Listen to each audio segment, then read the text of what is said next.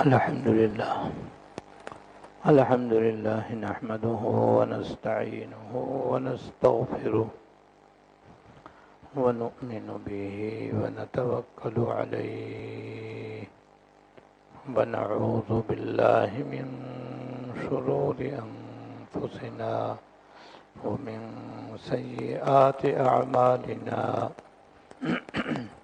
من يهده الله فلا مضل له ومن يضلله فلا هادي له وأشهد أن لا إله إلا الله وحده لا شريك له وأشهد أن سيدنا ونبينا ومولانا محمدا عبده ورسوله صلى الله تعالى عليه وعلى آله وأصحابه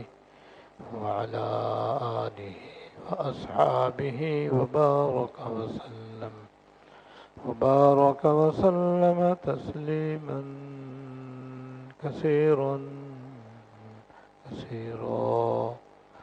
أما بعد فأعوذ بالله من الشيطان الرجيم بسم الله الرحمن الرحيم شهر رمضان الذي أنزل فيه القرآن هدى للناس وبينات من الهدى والفرقان صدق اللہ العظیم۔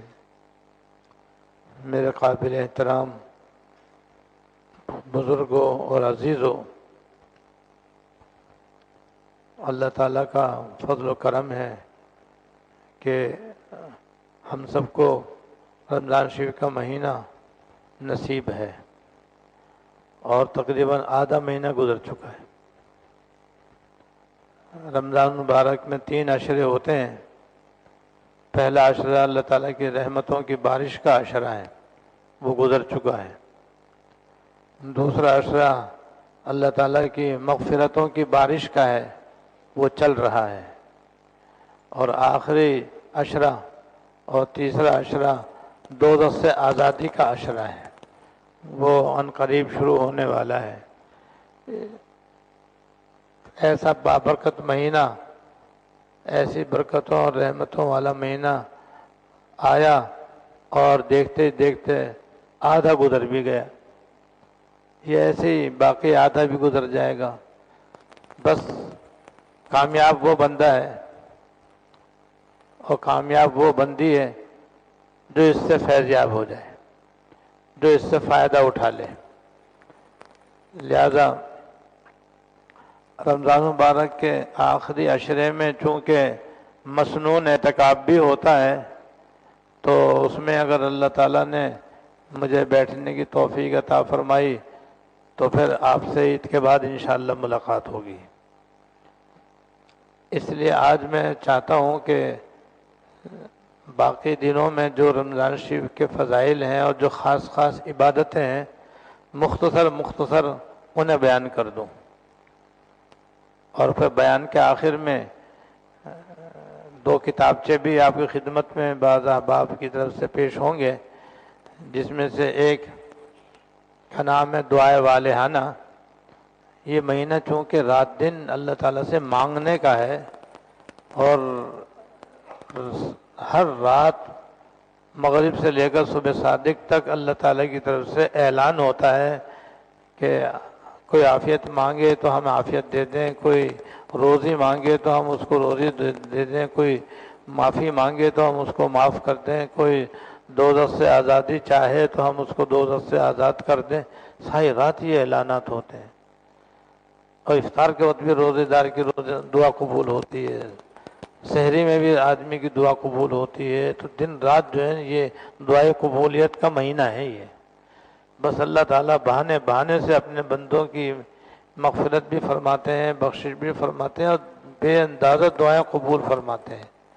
تو اس کے لیے کیا مانگیں؟ ہمیں مانگنا بھی نہیں آتا۔ قربان جائے سرکار دو عالم صلی اللہ علیہ وسلم پر کہ آپ نے ہمارے لیے ایسی ایسی دعائیں مانگ دی ہیں کہ آپ سے بڑھ کر کوئی دعا مانگنے والا بھی نہیں ہو سکتا۔ ہمیں دعا مانگنی نہیں آتی، حضور سے بڑھ کر کوئی دعا مانگنا جانتا نہیں، تو آپ نے جو دعائیں مانگی ہیں ان کا اردو میں ترجمہ کر دیا گیا ہے تاکہ ہم وہ ترجمہ ہی اللہ تعالیٰ سے مانگ لیں، تو اس کا نام ہے دعائے والہانہ۔ تو افطار میں بھی آپ اس کتابچے کو مانگیں، سحری میں بھی مانگیں، رات دن جس وقت موقع ملے کتابچہ لے کے بیٹھ جائیں اور مانگنا شروع کر دیں، دن رات مانگتے ہی رہیں۔ بس یہ پورا مہینہ مانگنے کا ہے۔ ہم فقیر ہیں اور اللہ تعالیٰ دینے والے ہیں، اور ان کی عطا کبھی ختم ہونے والی نہیں ہے۔ تو دعا بھی ایک خاص عمل ہے رمضان شریف کا، تو یہ کتابچہ بھی آپ کو دیا جائے گا انشاءاللہ۔ اور رمضان شریف کا جو آخری دن ہے وہ پورے مہینے کا نچوڑ ہے، اور جتنے بھی فضائل ہیں سب اپنی انتہا کو آخر میں پہنچ جائیں گے، جیسے کہ میں ابھی انشاءاللہ عرض کروں گا۔ تو ایک کتابچہ اور ہے، اس کا نام ہے رمضان شریف کا آخری دن اور جہنم کا تذکرہ، کیونکہ اس مہینے میں خاص طور سے اللہ تعالیٰ ہزاروں لاکھوں بندوں کو دوزخ سے آزاد کرتے ہیں، ہم اللہ تعالیٰ ان میں ہمیں بھی شامل فرما دیں۔ تو جہنم کیسی بری جگہ ہے اس کا اس میں تھوڑا سا بیان ہے، تاکہ ہمیں اندازہ ہو کہ جہنم سے ہم کیوں اللہ تعالیٰ کی پناہ مانگتے ہیں اور کیوں ہم اللہ تعالیٰ سے دعا کرتے ہیں کہ اللہ ہمیں دوزخ سے بچانا۔ تو جہنم ایسی بری جگہ ہے، اس کا عذاب جو حدیث میں آیا ہے وہ اس میں بتایا گیا ہے، تو وہ کتابچہ بھی انشاءاللہ دیا جائے گا۔ تو مختصر میں جو باقی ایام میں عبادتیں ہیں ان کا خلاصہ ذکر کرنا چاہتا ہوں تاکہ ایک تعارف ہو جائے، اور ہم اللہ کرے کہ باقی دنوں کی دل و جان سے قدر کریں اور اس سے پورا فائدہ اٹھانے کی کوشش کریں۔ اللہ تعالیٰ توفیق عطا فرمائے۔ تو ایک تو رمضان شریف کی ایک فضیلت میں سنا دوں پہلے۔ رمضان شریف کی فضیلت کے بارے میں ایک روایت ہے حضرت عباس رضی اللہ تعالیٰ عنہ سے، حضرت عبداللہ ابن عباس رضی اللہ تعالیٰ عنہ سے مروی ہے کہ رمضان شریف کا چاند نظر آنے پر حضور نے ارشاد فرمایا کہ جنت شروع سال سے آخر سال تک سجائی جاتی ہے، اور جب رمضان شریف کا مہینہ شروع ہوتا ہے تو اس کے سارے دروازے کھول دیے جاتے ہیں، اور کوئی دروازہ بھی رمضان شریف کا آخری دن آنے تک بند نہیں ہوتا ہے۔ دن رات 24 گھنٹے آسمانوں کے دروازے کھلے رہتے ہیں، جنت کے دروازے کھلے رہتے ہیں، جنت اللہ تعالیٰ رمضان شریف میں دینے کے لیے کھول دیتے ہیں، اور خود جنت اللہ تعالیٰ سے درخواست کرتی ہے کہ یا اللہ اس رمضان شریف کے مہینے میں کچھ بندوں کو عبادت کی توفیق دے کر میرے اندر رہنے کے قابل بنا دیجیے، رہنے کے لائق بنا دیجیے۔ اور جنت کے حوریں بھی اللہ تعالیٰ سے درخواست کرتے ہیں کہ یا اللہ اس مہینے میں اپنے بندوں میں سے کچھ بندے ہمارے شوہر مقرر کر دیجیے۔ اس کے بعد پھر جب رمضان شریف کا مہینہ شروع ہوتا ہے اور کوئی اللہ کی رضا کے لیے صحیح روزہ رکھتا ہے تو ہر رات اس کی اللہ تعالیٰ 100 حوروں سے نکاح کر دیتے ہیں۔ روزانہ ہر رات روزے دار کی اللہ تعالیٰ 100 حوروں سے شادی کر دیتے ہیں۔ کتنی بڑی فضیلت ہے، 100 حوریں روزانہ روزے دار کے نکاح میں آتی ہیں، اور اس کے لیے جنت میں اللہ تعالیٰ ایک ایسا بیچ میں یہ ہے حدیث میں کہ لہذا رمضان شریف میں جو مسلمان مرد یا عورت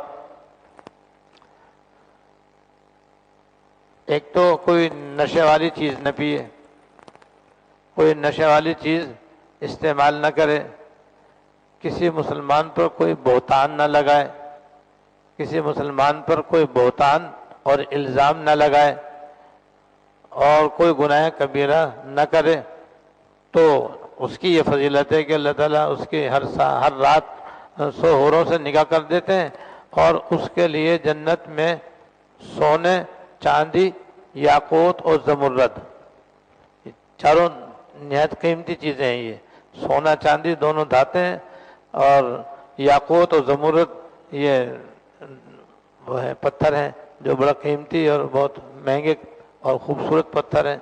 تو سونے، چاندی، یاقوت اور زمرد کا ایک محل تیار کر دیتے ہیں۔ یہ اتنا لمبا چوڑا ہے محل اتنا لمبا چوڑا ہے کہ جیسے ساری دنیا میں کہیں پر بکریوں کا کوئی باڑہ ہو تو وہ باڑہ ساری دنیا کے اعتبار سے چھوٹا معلوم ہوگا اور ایک نقطے کی طرح معلوم ہوگا۔ ساری دنیا کی لمبائی چوڑائی کے اعتبار سے اگر دنیا میں کہیں بکریوں کا کوئی باڑہ ہو تو اس باڑہ جو ہوگا وہ پوری دنیا کی لمبائی چوڑائی کے اعتبار سے بہت ہی چھوٹا سا معلوم ہوگا، جسے کہنا چاہیے ایک نقطہ معلوم ہوگا۔ یہ ساری دنیا اٹھا کر کے اس سونے چاندی یاقوت اور زمرد کے محل میں رکھ دو تو ایک نقطے کے برابر ہوگی۔ اس سے اندازہ کرو کہ وہ محل کتنا عظیم الشان ہوگا، کتنا وسیع و عریض ہوگا، کتنا لمبا چوڑا ہوگا کہ ساری دنیا جس کے اندر ہم لوگ آباد ہیں، ہم اس کے صرف چوتھے حصے پہ آباد ہیں۔ بس زمین کے 4 حصے ہیں، ایک حصے پہ ساری آبادی ہے، باقی 3 حصے سمندر کی تہہ میں وہاں پہ پانی ہے، ایک حصہ خشک ہے، اس پر ساری دنیا آباد ہے، جس کو ہم ساری دنیا کہتے ہیں۔ 3 حصے تو زمین کے پانی کے نیچے ہیں۔ وہ یہ پوری دنیا یعنی چاروں حصے نکال کر اس محل میں رکھیں گے تو ایسا معلوم ہوگا کہ یہ جیسے دنیا میں کوئی بکریوں کا باڑہ جیسے وہ چھوٹا اور ایک نقطہ ہوگا، ایسے ہی یہ ساری دنیا بھی اس محل میں نقطے کے برابر ہوگی۔ تو دنیا محل کتنا لمبا چوڑا ہوگا۔ تو یہ ثواب عظیم ہے رمضان شریف کا، جو رمضان کے بعد پھر کبھی نہیں مل سکتا۔ بس یہ فضیلت رمضان میں ہی مل سکتی ہے کہ جو آدمی رمضان شریف میں روزہ بھی رکھے، تراویح بھی پڑھے اور کسی پر بہتان بھی نہ لگائے، کسی پر کوئی الزام بھی نہ لگائے اور کوئی نشے والی چیز بھی استعمال نہ کرے اور کوئی دوسرا گناہ کبیرہ بھی نہ کرے، اگر غلطی ہو جائے تو فوراً توبہ بھی کر لے، تو اللہ تعالیٰ ایک تو 100 حوریں اس کے نکاح میں دیں گے اور ایک محل اتنا لمبا چوڑا اس کے لیے جنت میں تیار کر دیں گے۔ اور ساتھ میں پھر یہ وعید بھی ہے آگے، اور اگر کسی نے رمضان شریف میں کوئی نشے والی چیز بھی یا کسی مسلمان پر کوئی تہمت لگائی یا الزام لگایا، اس کی بے عزتی کی، بے آبروئی کی یا کوئی گناہ کبیرہ کیا، تو رمضان شریف میں ثواب تو کیا ملے گا؟ پچھلے رمضان سے اس رمضان تک اس نے جو نیک اعمال کیے ہوں گے ان کا اجر و ثواب ختم کر دیں گے اللہ تعالیٰ۔ وجہ یہ ہے کہ اللہ تعالیٰ فرماتے ہیں اس حدیث میں حضور کے ذریعے کہ یہ رمضان شریف کا مہینہ میرا مہینہ ہے، اس کو میں نے اپنی عبادت کے لیے خاص کیا ہے، اس لیے اس میں گناہ کرنے سے بچو، میری نافرمانی سے پرہیز کرو۔ تو رمضان شریف میں جو خاص بات ہے وہ گناہوں سے بچنے کا اہتمام ہے۔ ہر مسلمان مرد عورت کے اندر اس بات کا پورا پورا اہتمام اور اس بات کی پوری پوری فکر ہونی چاہیے کہ جہاں وہ اپنے پیٹ کو کھانے پینے سے اور جنسی تقاضوں سے بچا رہا ہے، دیگر گناہوں سے بھی اپنے آپ کو بچائے تاکہ اس کا روزہ جو ہے بالکل گناہوں سے محفوظ ہو جائے، تو اس کو انشاءاللہ تعالیٰ یہ ثواب ملے گا۔ اور بے احتیاطی کرے گا، غفلت کرے گا، لاپرواہی برتے گا، جھوٹ بولے گا، غیبت کرے گا، گانے گائے گا، گانے سنے گا، بدنگاہی کرے گا، دوسرے گناہ کبیرہ کرے گا، جیسے جھوٹ بولے گا، کم تولے گا، کم ناپے گا، تو بھئی پھر اس کا وبال بھی معمولی نہیں ہے کہ رمضان کے ثواب سے بھی محروم اور پچھلے 1 سال کی نیکیوں سے بھی محروم۔ اس لیے رمضان شریف میں بہت زیادہ ہر مسلمان کو یہ فکر کرنی چاہیے کہ روزے کی حالت میں اس سے وہ گناہ سرزد نہ ہو، اگر غلطی ہو جائے تو بلا تاخیر توبہ کرتا رہے۔ تو یہ ایک عام فضیلت ہے رمضان شریف کی۔ رمضان شریف کے آخری عشرے میں 3 عبادتیں خاص ہیں، ایک شب قدر، ایک اعتکاف اور ایک عید کے رات کی عبادت، شب عید کی عبادت۔ یہ 3 خاص عبادتیں ہیں۔ تو اعتکاف کی فضیلت، پہلی تو بات یہ کہ رمضان شریف کے آخری عشرے میں 10 دن کا اعتکاف مسنون ہے، یعنی حضور صلی اللہ علیہ وسلم کی سنت ہے۔ چنانچہ ہجرت کرنے کے بعد، مدینہ منورہ تشریف جانے کے بعد آپ ہر سال باقاعدہ رمضان شریف کے آخری 10 دن کا اعتکاف فرماتے رہے۔ ایک مرتبہ کسی عذر کی وجہ سے اعتکاف رہ گیا تھا تو اگلے سال آپ نے 20 دن کا اعتکاف فرمایا، لیکن آپ نے اہتمام کے ساتھ اعتکاف فرمایا، اس لیے اعتکاف کرنا مسنون ہے۔ اور آپ کے بعد آپ کے ازواج مطہرات نے پابندی کے ساتھ اعتکاف کیا، تو یہ اعتکاف کرنا سنت ہے، اسے سنت مؤکدہ علی الکفایہ کہتے ہیں، جس کا مطلب یہ ہے کہ ہر بڑے محلے میں کوئی نہ کوئی محلے کی مسجد میں اعتکاف میں ضرور بیٹھے۔ اگر ایک بھی آدمی بیٹھ جائے گا سب کی طرف سے سنت ادا ہو جائے گی، کوئی بھی نہیں بیٹھے گا سارے گنہگار ہوں گے سنت چھوڑنے کی وجہ سے، سنت چھوڑنے کا سب کو گناہ ہوگا۔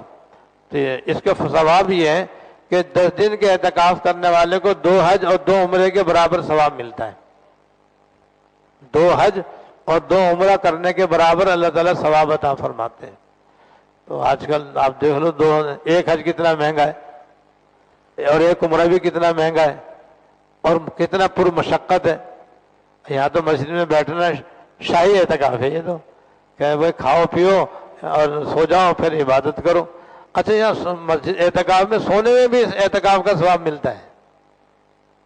اب اور فضیلت میں آپ کو بتلاتا ہوں، تو یہ تو شاہی عبادت ہے، یہ تو اللہ کے دربار میں پڑے ہوئے اور بس وہ کھا رہے ہیں پی رہے ہیں سو رہے ہیں اور اللہ اللہ کر رہے ہیں، بس دن رات عبادت میں لگے ہوئے ہیں، نہ لینا نہ دینا، اور پھر مفت میں 2 حج 2 عمرے کا ثواب، اور جو اس کے علاوہ دوسری عبادت ہے اس کا ثواب الگ۔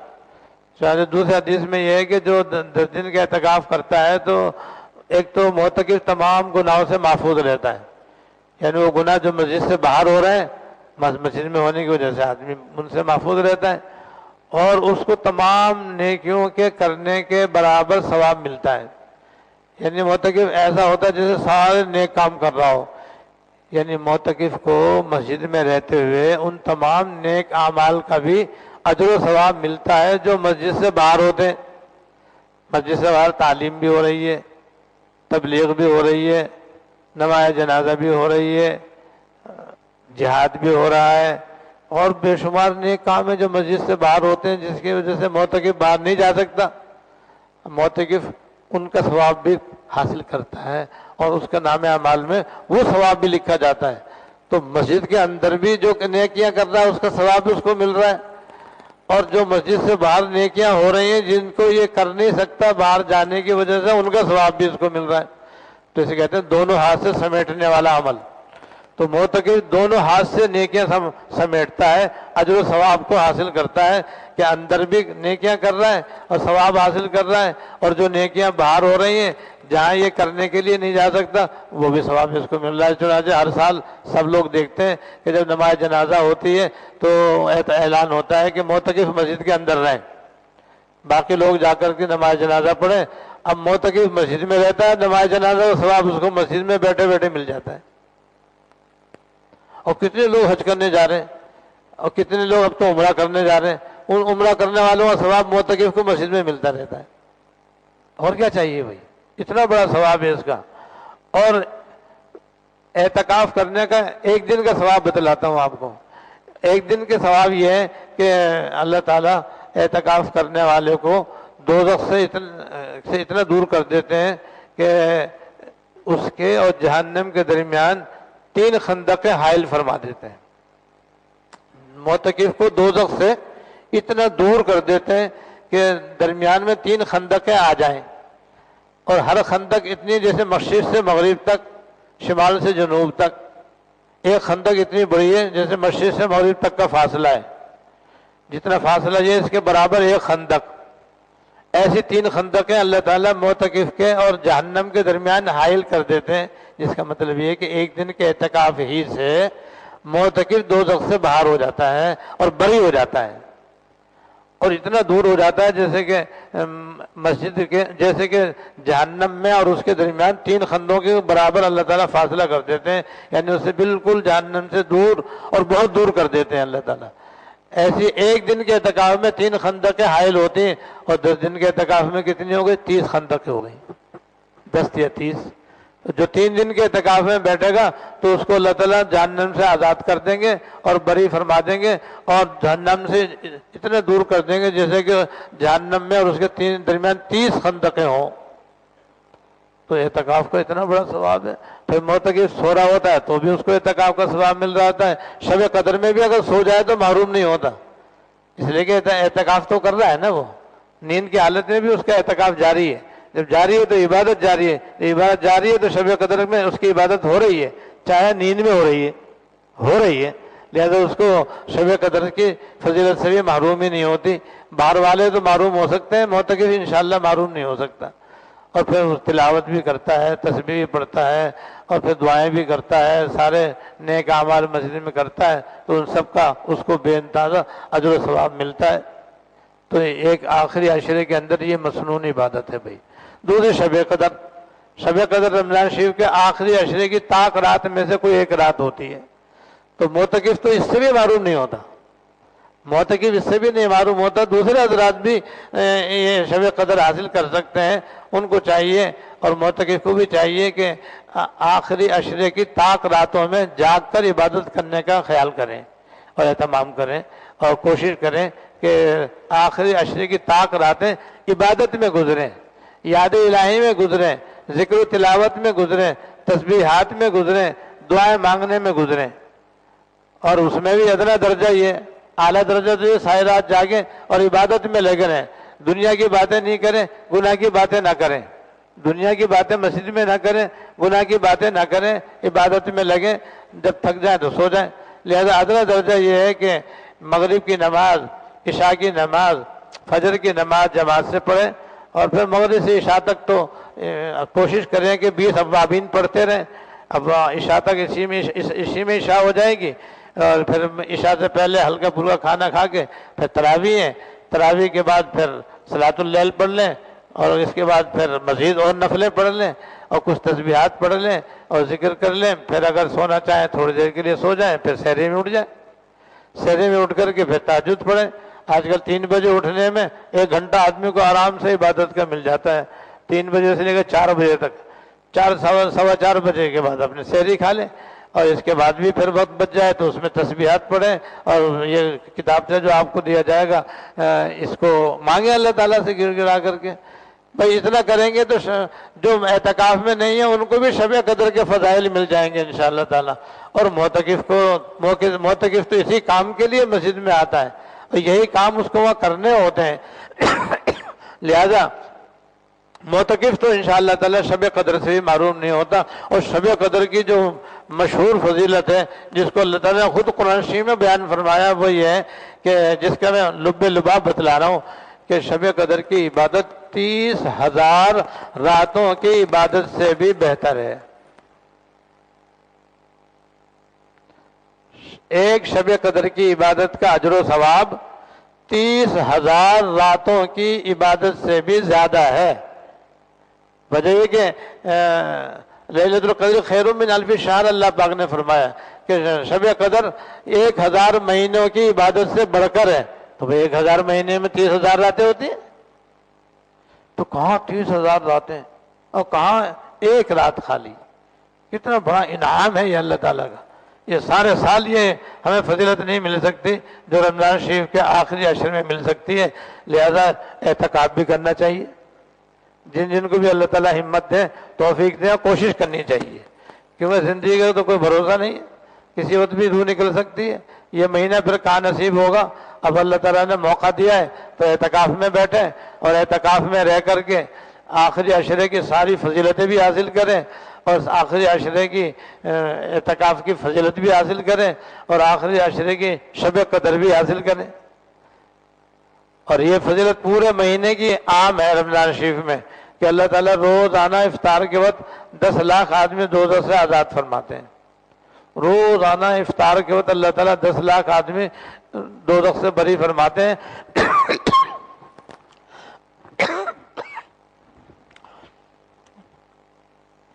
اور ہر رات میں اللہ تعالیٰ 6 لاکھ آدمی دوزخ سے آزاد فرماتے ہیں. جب آخری رات ہوگی تو پورے مہینے روزانہ افطار کے وقت 10 لاکھ کے اعتبار سے جو تعداد بنے گی جو 3 کروڑ بنتی ہے، اتنی تعداد میں اللہ تعالیٰ دوزخ سے آزاد فرمائیں گے. اور روزانہ 6 لاکھ آدمی جو رات کو اللہ تعالیٰ دوزخ سے آزاد فرماتے ہیں، یومیہ 6 لاکھ کے اعتبار سے جو تعداد بنے گی آخری رات میں، اس میں اتنی تعداد میں اللہ تعالیٰ دوزخ سے بری فرمائیں گے، اور وہ 1,80,00,000 بنتی ہے، تو 4,80,00,000 ہو گئے۔ یہ تو ضابطے کی بات ہے، ورنہ ان کی رحمت اس سے بھی زیادہ بڑھ کر ہے۔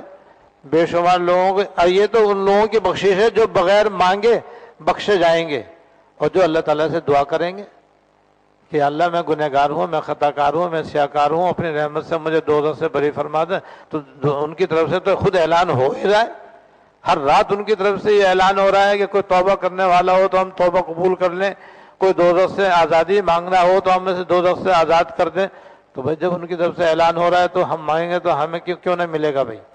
تو مانگنے والوں کو تو بدرجہ اولا اللہ تعالیٰ دوزخ سے آزاد فرمائیں گے اور جنت الفردوس عطا فرمائیں گے۔ تو یہ پورا جو مہینہ باقی رہ گیا ہے بس جنت مانگنے کا ہے اور دوزخ سے بری ہونے کا ہے، اور جتنی بھلائیاں حضور صلی اللہ علیہ وسلم نے اللہ تعالیٰ سے مانگی ہیں ان کے مانگنے ہمیں ان کے مانگنے کا مہینہ ہے یہ۔ تو آخری جو فضیلت ہے وہ ہے شب عید کی، شب عید۔ تو شب عید جو ہے نا یہ ان مبارک راتوں میں سے ایک رات ہے جس میں جاگ کر کوئی عبادت کرے تو اس کے لیے جنت واجب ہو جاتی ہے، ضرور ہی اللہ تعالیٰ اپنے رحمت سے اس کو جنت الفردوس عطا فرمائیں گے۔ اب یہ بھی عید الفطر کی رات کہلاتی ہے، تو ساری فضیلتیں آخر میں جا کر جمع ہو جائیں گی۔ تو معتکف کو تو ان سے استفادہ کرنا بے حد ہی آسان، اور جو اعتکاف میں نہ ہو تو وہ بھی محروم نہیں ہو سکتا۔ بس یہ ہے کہ ہم لوگ قدر کریں، اور قدر یہی ہے کہ زیادہ سے زیادہ اپنے آپ کو عبادت میں لگائیں، طاعت میں لگائیں، نیک کاموں کے اندر لگائیں، اور گناہوں سے اپنے آپ کو بچانے کی کوشش کریں کہ ہماری آنکھیں بھی گناہ نہ کریں۔ آج کل سب سے بڑا فتنہ جو ہے موبائل کا غلط استعمال ہے۔ آج کل کا جو سب سے بڑا فتنہ ہے جس کے اندر مبتلا ہو کر گھر کے گھر تباہ ہو رہے ہیں، برباد ہو رہے ہیں، آنکھیں بھی زنا کر رہی ہیں، کان بھی زنا کر رہے ہیں، دماغ بھی زنا کر رہا ہے، دل بھی زنا کر رہا ہے، یہ موبائل کا غلط استعمال ہے، اور فضول استعمال بھی ہے۔ فضول استعمال بھی اس طرح ہے کہ جو آدمی بیٹھتا ہے بس تھوڑی دیر کے بعد بس وہ موبائل کھول کے ادھر ادھر کے گیم کھیلنا شروع کر دیتا ہے، اس کے اندر اپنے قیمتی اوقات کو ضائع کر رہا ہوتا ہے۔ بھئی یہ بہت بڑا فتنہ ہے، اس سے اپنے آپ کو بچائیں۔ یہ اللہ تعالیٰ کے بلا شبہ جائز استعمال ایک نعمت ہے کہ آدمی جہاں چاہے، جس وقت چاہے، جس سے چاہے آدمی رابطہ کر سکتا ہے، بس وہ رابطہ کرنے کے لیے اور ضروری بات کرنے کے لیے، ضروری معاملات طے کرنے کے لیے، بس اس کام کے لیے یہ جائز ہے، استعمال کریں، کوئی منع نہیں ہے۔ لیکن اس کو غلط استعمال کرنا جو کہ زیادہ تر آج کل عام ہو گیا ہے، اور اس کی وجہ سے آدمی فیس بک پہ بھی چلا جاتا ہے اور دوسری چیزوں میں مشغول ہو جاتا ہے، تو گناہ گناہ، فحش پروگرام، گانے باجے، ناچ گانا، بے حیائی، بے شرمی کی ساری باتیں بدرجہ اتم اس کے اندر پائی جاتی ہیں۔ اس سے اپنے آپ کو بچائیں۔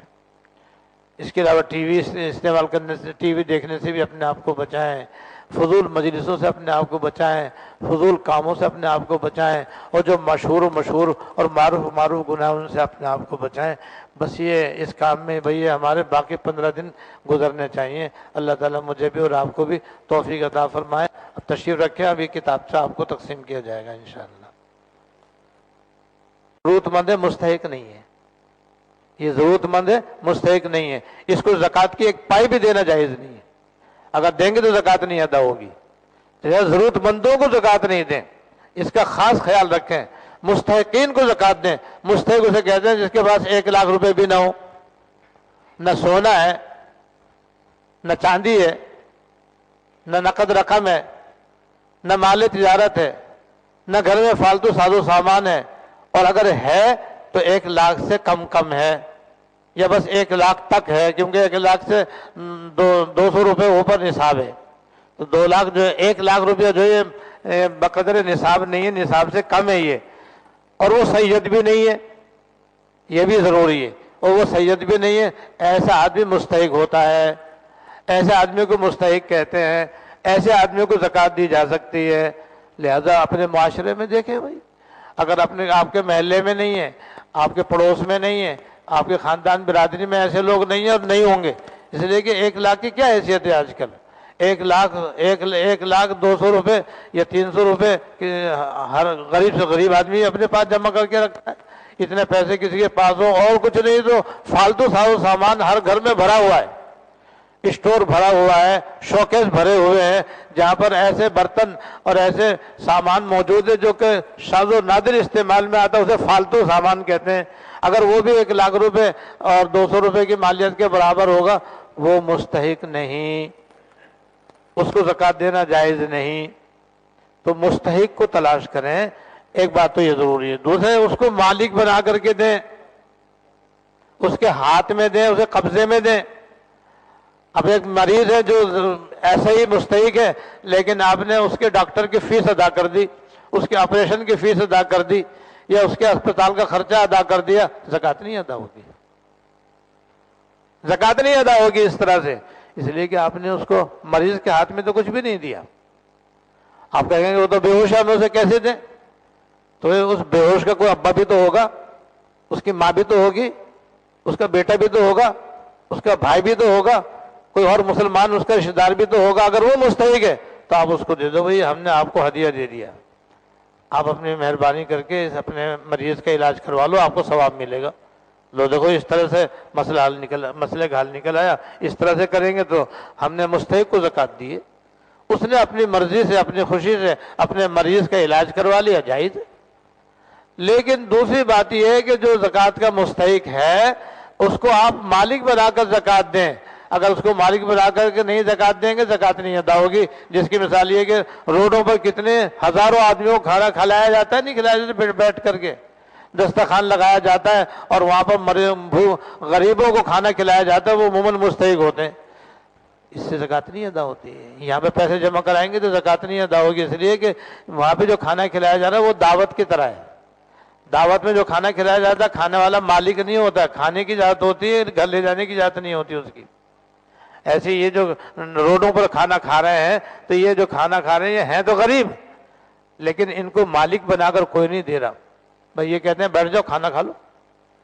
کھانا کھلانا اور چیز ہے, مالک بنانا اور چیز ہے. مالک بناتے ہیں ہاتھ میں دینے کو, بھائی تم اپنے گھر لے جاؤ, چاہے یہاں کھاؤ چاہے اپنے گھر لے جاؤ.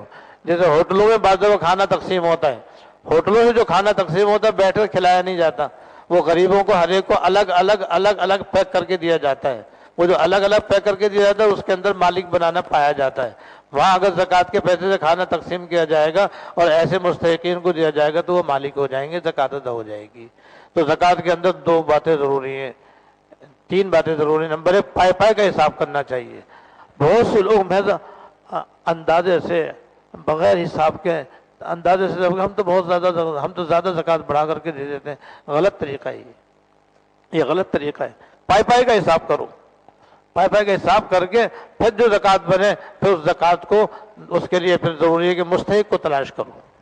جب مستحق مل جائے تو اسے مالک بنا کر کے دو, تب زکوٰۃ ادا ہوگی انشاءاللہ تعالی. اللہ تعالیٰ مجھے بھی اور آپ کو بھی زکوٰۃ کے صحیح احکام جاننے اور اس کے مطابق عمل کرنے اور اپنی زکوٰۃ کو صحیح مستحقین تک پہنچانے کی توفیق عطا فرمائے.